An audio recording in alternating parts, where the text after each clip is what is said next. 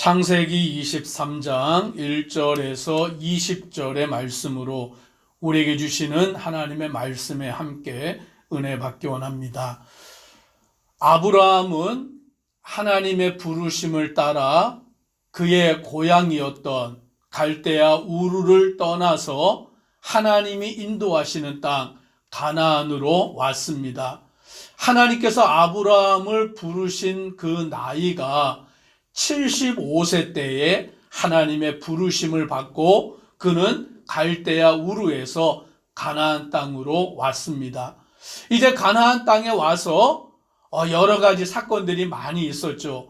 기근이 있어서 애굽으로 갔다가 그 애굽의 사람들이 자기 아내의 미모를 보고는 자기를 죽이고 아내를 데려갈까 두려워해서 아내가 아니라 누이라고 그와 같이 말하는 그러한 사건들도 있었고 여러 가지, 또 조카 롯이 그 전쟁 가운데서 포로가 되므로 자기 사람들을 데리고 가서 전쟁에서 승리하고 데려오기도 하였고, 또 소돔과 고모라의 멸망 가운데 하나님 앞에 중보하여 기도하기도 했고, 여러 가지 사건들이 있었는데 이제 그 세월이 얼마가 지나갔느냐, 오늘 말씀해 보니까 사라가 127세를 살았으니 이것이 곧 사라가 누린 햇수라라고 말씀합니다. 사라가 죽게 되었어요. 그런데 몇 세에 죽었냐면 127세에 죽었다라고 말씀합니다. 아브라함과 사라가 10살 차이가 나는 거죠. 그러면 아브라함은 137세가 되는 거예요. 75세 하나님의 부름을 받아 가나안 땅에 왔는데 이제 아브라함은 137세, 사라는 127세가 되어서 사라는 죽었던 것이죠. 그러니까 한 60여 년의 세월이 지나간 것이죠. 하나님의 부르심을 받아서 가나안 땅으로 온 지 한 62년의 시간이 지나서 사라는 죽게 되었으니 이제 아브라함이 2절에 이렇게 말합니다. 사라가 가나안 땅 헤브론 곧 기랏 아르바에서 죽음에 아브라함이 들어가서 사라를 위하여 슬퍼하며 애통하다가, 자기의 사랑하는 아내의 죽음 앞에 그 아브라함의 슬픔과 애통을 보게 되는 것입니다.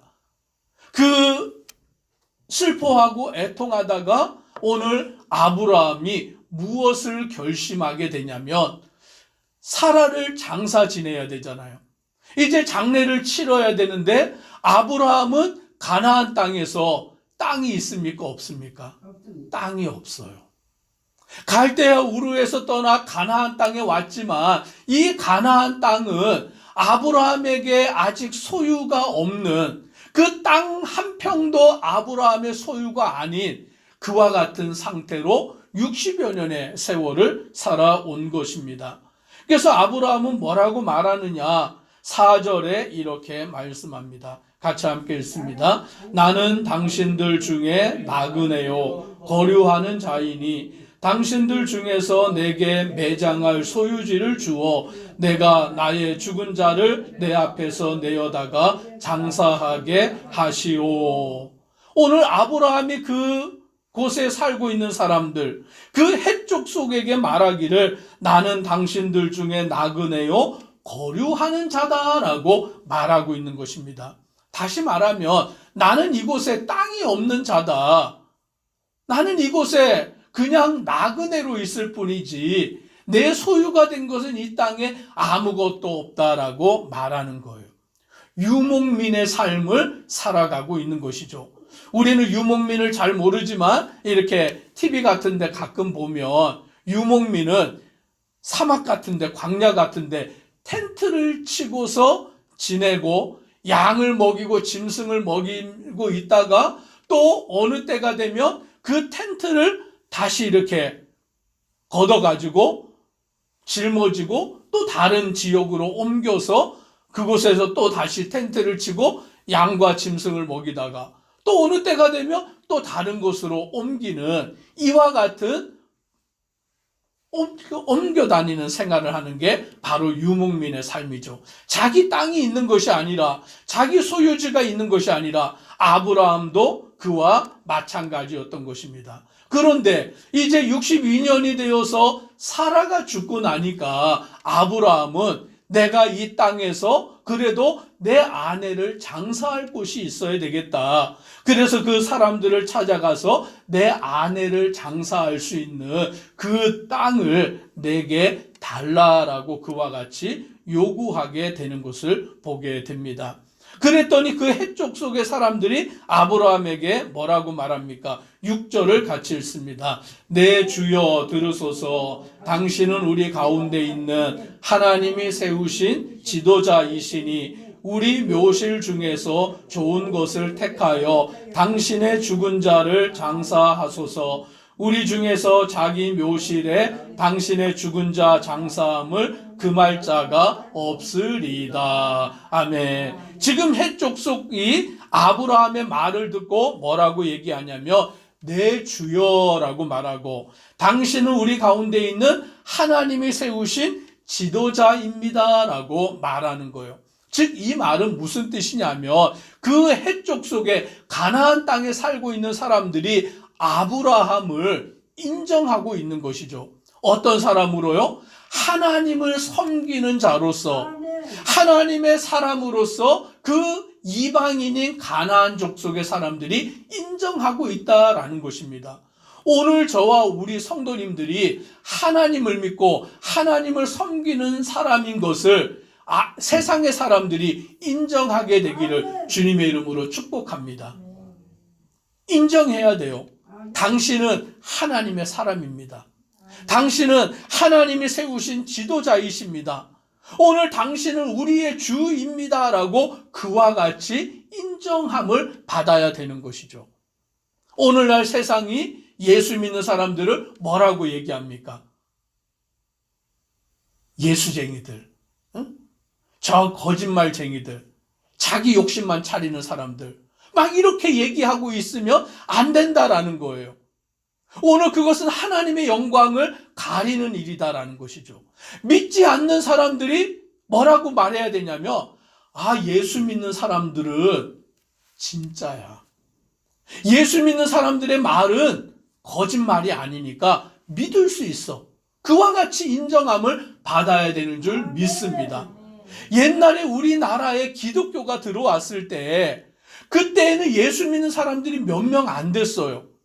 정말 예수 믿는 사람들이 몇 프로 안 됐어요. 그런데 예수 믿는 사람들이 온전히 예수님을 믿고 신실하게 주님을 믿고 살아가니까 그 적은 소수의 예수 믿는 사람들을 통하여서 사회가 변화가 된 것이죠. 예수 믿는 사람들은 정말 진실한 사람들이야. 예수 믿는 사람들은 거짓말을 하지 않는 사람들이야. 예수 믿는 사람들은 믿을 수 있는 사람들이야. 그와 같이 인정함을 받은 것이죠. 그런데 오늘날은 예수 믿는 사람들도 많고 교회도 많고 또 정치인들 중에도 예수 믿는 사람들도 많은데 왜 오늘 세상의 사람들이 교회를 향하여 손가락질하고 있느냐라는 것이죠. 오늘 우리가 세상에서 예수 믿는 사람들의 삶을 살아가고 있지 못하기 때문이에요. 그런데 아브라함은 보니까 지금 이방인으로서 그 가나안 땅에 땅 한 평도 없는 삶을 살아가지만 그 땅에 있는 사람들이 아브라함을 내 주여라고 말하며 당신은 우리 가운데 있는 하나님이 세우신 지도자입니다 라고 그와 같이 말하는 것을 보게 됩니다. 그러면서 뭐라고 말하냐면 우리 묘실 중에 당신이 원하는 것, 좋아하는 것 그냥 가지십시오. 당신이 장사한다고 하면 우리 사람들 가운데 그거를 막을 사람은 아무도 없습니다. 당신이 원하는 대로 좋은 곳에 묘실을 정하십시오. 그렇게 말하는 거예요. 원하는 대로, 당신이 하고 싶은 대로 다 하십시오라고 그와 같이 말하는 것을 보게 됩니다. 그런데 아브라함은 그들의 호의를 거절합니다. 왜냐하면 오늘 그것을 원하지 않고 오늘 아브라함이 원하는 것은 뭐냐면 9절을 같이 함께 읽습니다. 그가 그의 밤머리에 있는 그의 막벨라 굴을 내게 주도록 하되 충분한 대가를 받고 그 굴을 내게 주어 당신들 중에서 매장할 소유지가 되게 하기를 원하노라 하매. 아브라함이 뭐라 그럽니까? 그냥 받지 않겠다라는 거예요. 당신들이 내게 그냥 준다고 해도 나는 그냥 받지 않겠습니다. 막벨라 굴을 내게 주도록 하되 충분한 대가를 받고 그 굴을 내게 주어라고 말하는 것이죠. 즉 아브라함은 뭐를 치르겠다는 거예요? 값을 치르겠다. 돈을 내겠다. 내가 돈을 지불하고서 그 땅을 사겠다라고 그와 같이 말하는 것을 보게 됩니다. 그리하여 당신 중에 매장할 소유주가 되게 하여 달라라고 요청하는 것을 보게 됩니다. 그럼에도 불구하고 그 해쪽의 사람들, 그리고는 아브라함이 요청한 그 에브론이라는 사람은 아브라함에게 그리하지 마시라고, 내가 당신에게 돈을 받고 이 땅을 주겠냐고 그냥 가져가시라고 그와 같이 이 에브론이 아브라함에게 많은 사람들이 보는 가운데서 이야기하는 것을 보게 됩니다. 그럼에도 불구하고 아브라함은 또다시 이야기합니다. 13절 같이 읽습니다. 그 땅의 백성이 듣는 데서 에브론에게 말하여 이르되 당신이 합당히 여기면 청하건대 내 말을 들으시오. 내가 그 밭값을 당신에게 주리니 당신은 내게서 받으시오. 내가 나의 죽은 자를 거기 장사하겠노라. 아브라함은 에브론에게 다시 얘기합니다. 내가 그냥은 받지 않겠다. 밭의 값을 얘기하라. 그러면 내가 그 값을 치르겠다라고 아브라함이 또다시 에브론에게 말하고 있습니다. 그랬더니 이제 에브론이 뭐라고 말하냐면 15절에 내 주여 내 말을 들으소서. 땅값은 은 400세겔이나 그것이 나와 당신 사이에 무슨 문제가 되리이까? 당신의 죽은 자를 장사하소서. 여기에 보니까 그것이 나와 당신 사이에 무슨 문제가 되리이까? 라고 말하는 거예요. 이 말 뜻은 뭐냐면 밭의 값을, 땅의 값을 흥정하는 것은 점잖하지 못하다라는 그런 뉘앙스다라는 것이죠.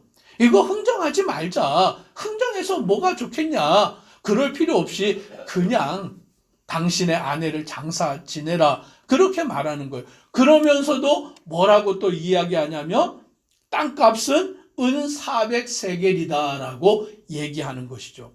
그런데 학자들이 연구해보고 뭐라고 얘기하냐면 당시 그 무덤으로 쓸 땅의 땅값이 400세겔이나 되지 않는다라는 거예요. 더 많은 값을 이 에브론이라는 사람이 아브라함에게 얘기했다라는 거죠. 한 2배 정도 얘기했을까요? 아니면 그 이상을 얘기했을까요? 그 당시에 통용되는 땅값보다 배나 비싸게, 더 비싸게 이 에브론이 땅값을 아브라함에게 얘기한 거예요. 그러면 아브라함이 어떻게 해야 됩니까? 이 도둑놈 같은 이라고. 예? 땅값이 그것밖에 안 하는데 왜 더 많이 받냐고 막 그래야 마땅하겠죠. 아니면 흥정을 해야 되겠죠. 그런데 아브라함이 어떻게 합니까? 16절 같이 읽습니다. 아브라함이 에브론의 말에 따라 에브론이 해족속이 듣는 데서 말한 대로 상인이 통용하는 은 400세겔을 달아 에브론에게 주었더니 아브라함은 흥정을 하지 않습니다. 그리고는 값을 깎지 않습니다.